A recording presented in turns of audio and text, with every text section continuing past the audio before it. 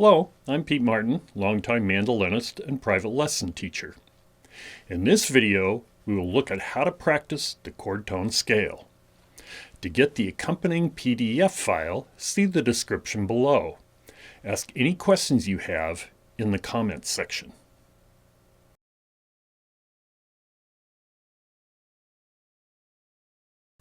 The chord tone scale, abbreviated CTS, is a main concept of this video series teaching non-jazz improvisation.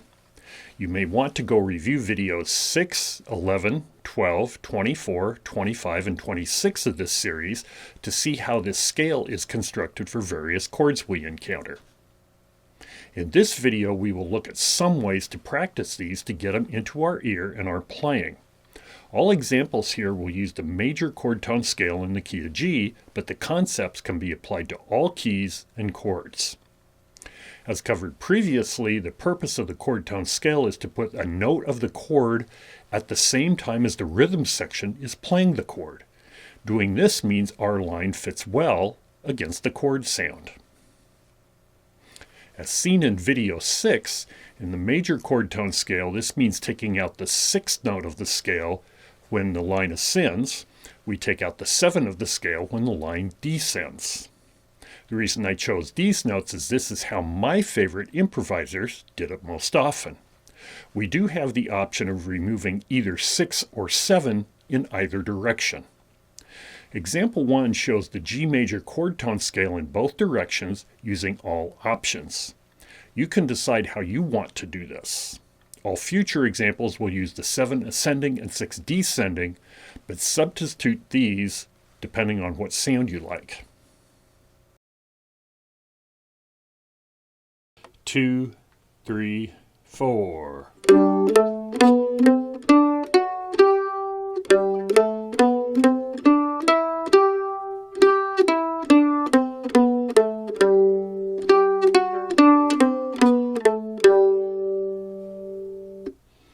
The next thing to get comfortable doing is playing the chord tone scale from the lowest note to the highest note you can play in first position, both up and down the scale. See this in example 2.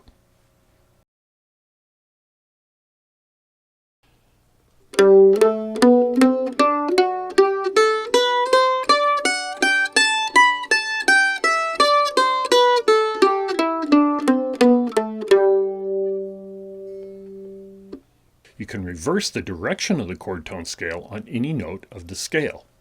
A practice device I give to students to get better at playing the chord tone scale is to play up the scale and reverse the line when hitting a note of the G major chord, the notes G, B, and D.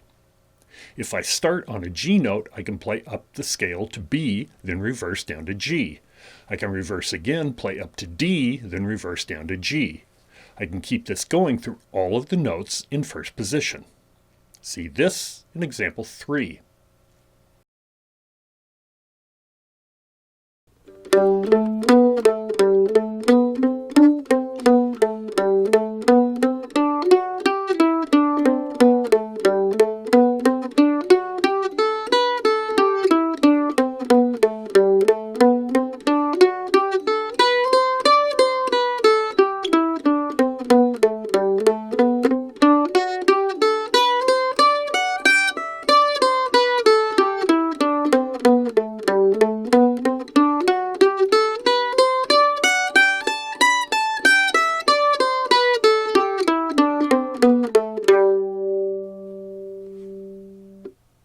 Now do the opposite.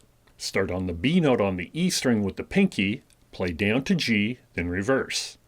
Then keep it going to the next chord tone lower and do the opposite of example 3.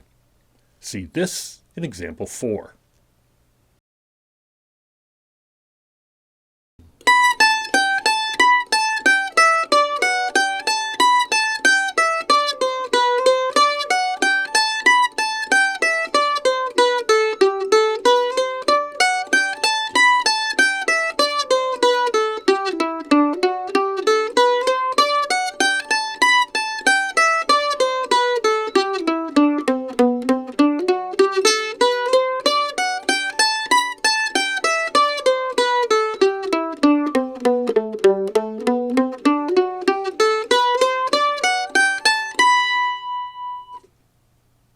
mentioned before, you can reverse the scale on any note.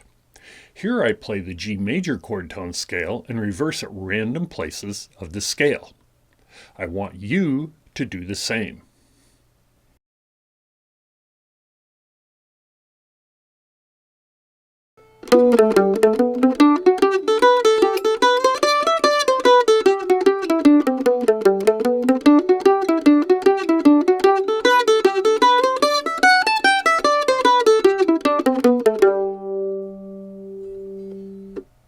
The next thing I want you to do is improvise a bit using ideas you already do, then go into the chord tone scale. Make sure when you go into the chord tone scale, you have the note of the chord on the beat. Play and reverse the chord tone scale at any point, then go back into your own phrases. Continue to do this for a good amount of time. I do some of this here.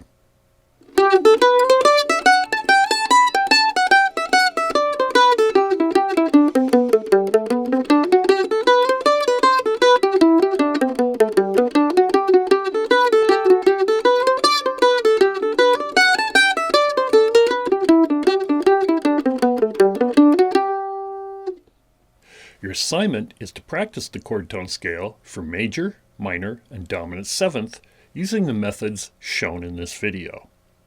Then do the exercises shown to practice them into your improvising. I have several videos showing how to make lines from the ideas shown in this video series for silver level, which is $5 per month, and above patrons. Check these out at my Patreon channel.